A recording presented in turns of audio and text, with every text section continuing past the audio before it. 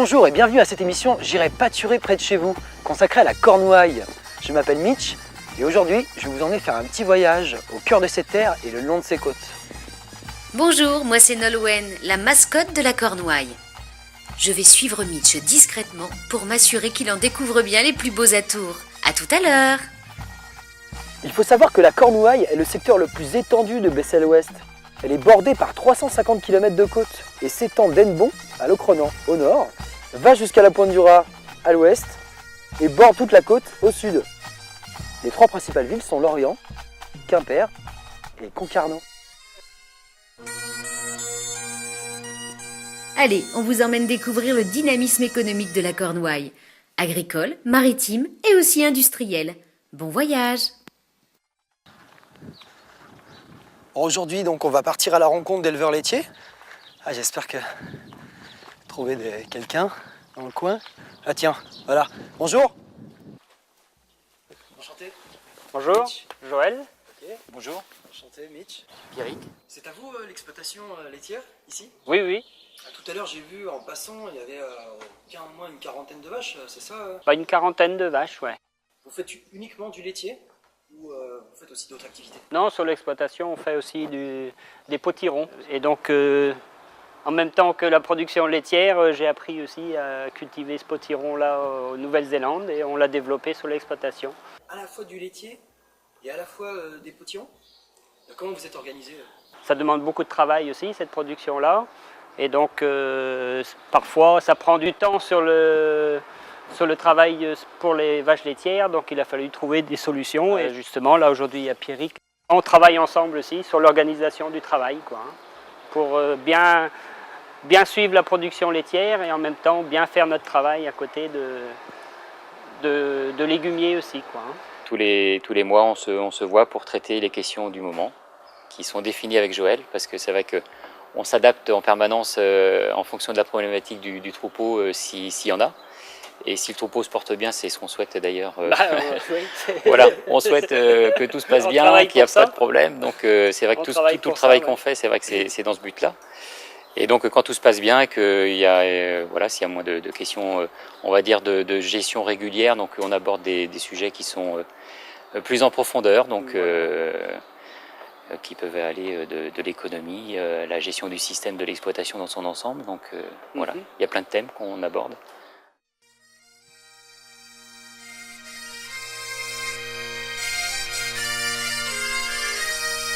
Joël m'a conseillé d'aller voir une certaine Hélène qui apparemment organiserait des comices.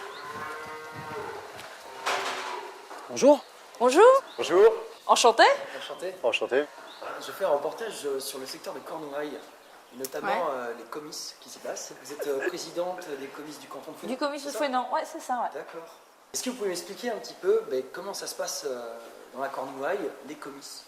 Les comices, c'est un groupe d'éleveurs, on se retrouve pour une journée à faire des concours de vaches laitières ou sur les chevaux, démonstration de polo avec des animaux aussi, des oiseaux.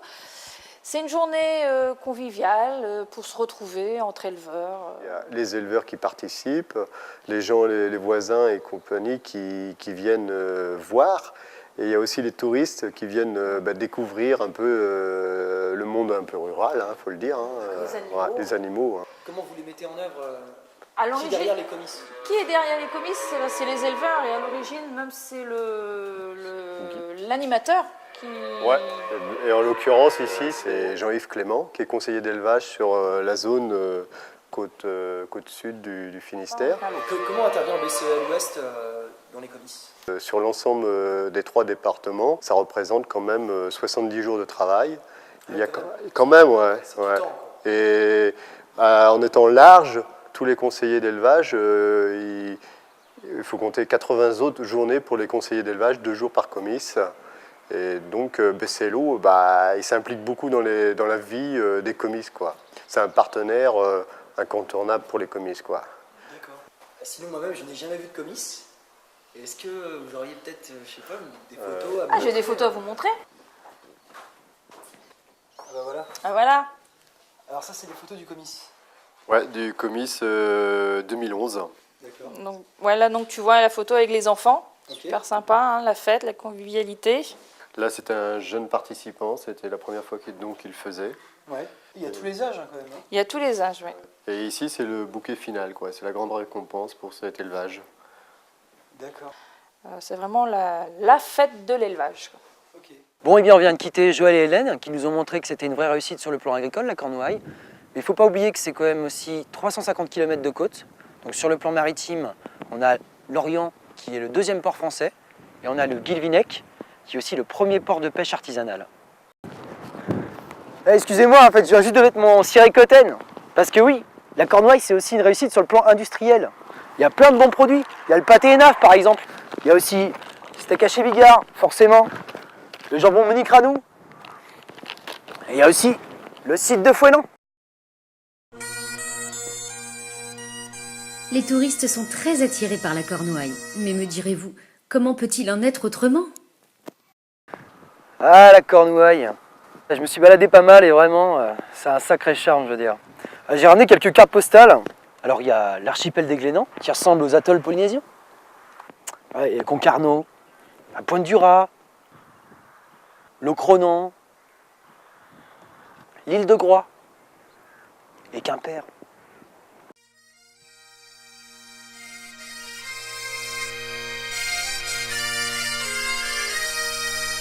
Il y a aussi une part touristique dans le secteur de Cornouailles qui est assez réputée et notamment j'ai entendu parler d'un labyrinthe.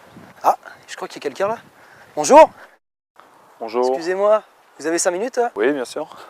Il paraît que c'est là le labyrinthe. Oui, entrez. Enchanté Mitch. Bonjour, Pascal Nabat. Et donc c'est ici le labyrinthe alors? C'est un labyrinthe de maïs et donc pour l'instant c'est pas encore semé, on est encore qu'au mois d'avril. Ce sera ouvert uniquement à partir de juin et la période d'été, quoi. Il paraît que ça ramène du monde, j'en ai entendu dire des bonnes choses. Oui, ça ne cesse de se développer, mais ça veut rester une entreprise quand même familiale. À taille familiale, mais tout de même, l'année dernière, je crois qu'il y a eu jusqu'à 11 000 entrées. 11 000 entrées, c'est quand même énorme, hein. Ça fait du monde. Hein. Oui, ça fait pas mal de monde. Ouais. C'est pas trop dur à atteindre finalement, puisque Pont-Aven est une région assez touristique, avec pas très loin la mer. Il y a aussi beaucoup de camping aux environs. Il y a aussi une école de peinture à l'American School of Art qui reçoit des étudiants étrangers qui sont logés chez l'habitant. Donc le secteur de Cornouailles, c'est pas seulement l'agriculture, c'est aussi le tourisme. Ah non, bien sûr. Le tourisme est une activité très importante pour la Cornouaille. Eh oui, ma chère Cornouaille est une terre de culture et de tradition. Nous restons encore un peu à Nizon avec Pascal Nabat qui nous embarque au cœur des coulisses de l'exposition Angart. Bonne visite!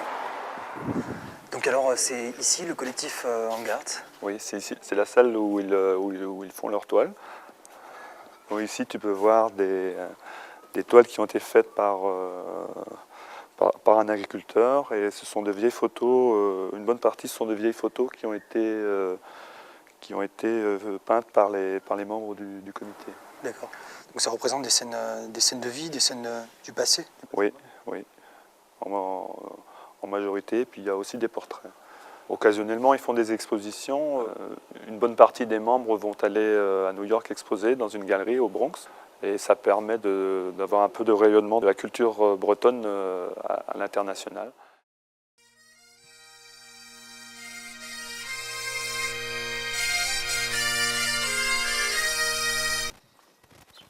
Tiens, c'est marrant. On entend de la musique là. Ça a l'air de venir d'ici. On va sonner.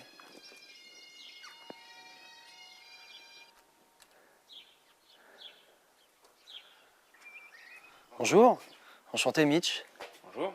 Je fais un reportage sur le secteur de Cornouailles et notamment l'aspect culturel et traditionnel. J'ai entendu de la musique justement, je me suis dit que c'est sûrement une musique traditionnelle d'ici, non?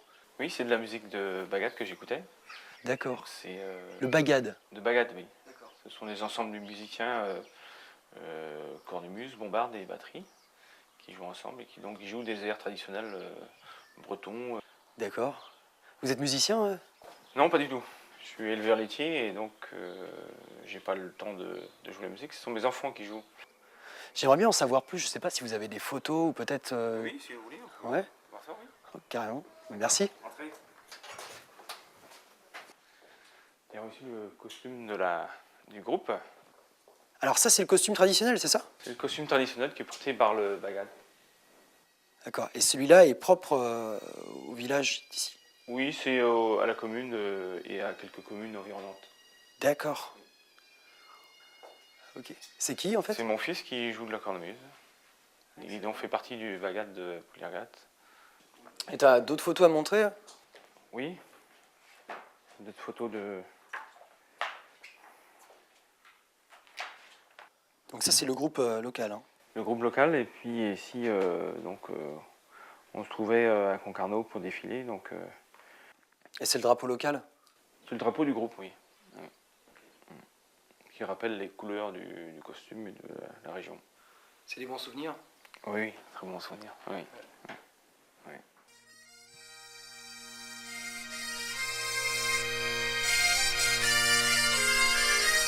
Alors après avoir rendu visite à André, je suis passé à Douarnenez pour goûter le kouign-amann, qui est originaire d'ici. Un vrai délice. On pratique beaucoup le sport en Cornouailles et certains d'entre eux ont beaucoup de caractère.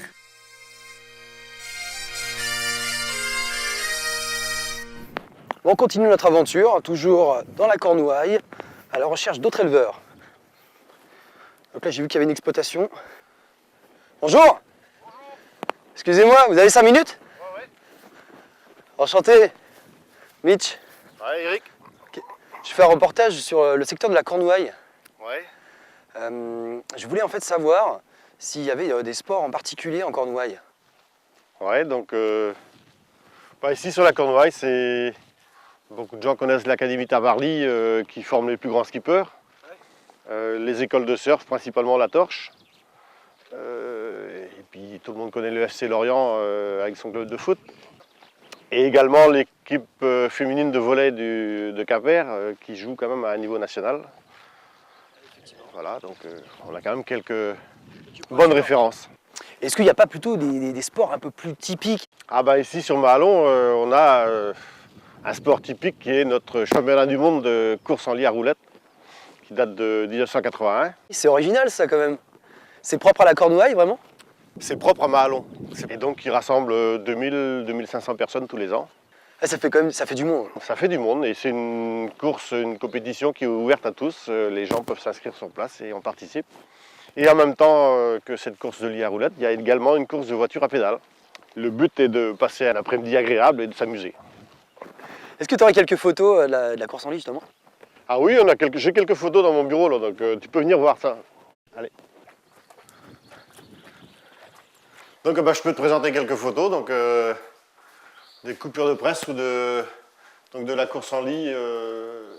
Voilà, ça c'est le départ de la course en lit. Ici c'est de 2005, ça doit être de 95 ou quelque chose comme ça. C'est excellent. Et donc ici les photos de course de voiture à pédales, ça date de 2008, donc on voit bien où je roulais avec des copains là. Donc, Ah, t'es dessus là? Attends. bah là-dessus. Ah ouais d'accord, non mais là Ah, c'est chaud là. Donc là c'est chaud, c'est un virage sur 2 roues, donc... Ah, il y a des sacrées cascades là. C'est marrant quand même d'avoir aussi des sports locaux comme ça. Sport local, animation locale, Animation locale. mais sportif. Ouais. En tout cas c'est original. Voilà. Bon bah voilà, c'est fini pour cette émission de J'irai pâturer près de chez vous. On espère que vous avez apprécié le film. En tout cas on remercie tous les conseillers et les délégués de BCL Ouest. Et peut-être à une prochaine. Ciao!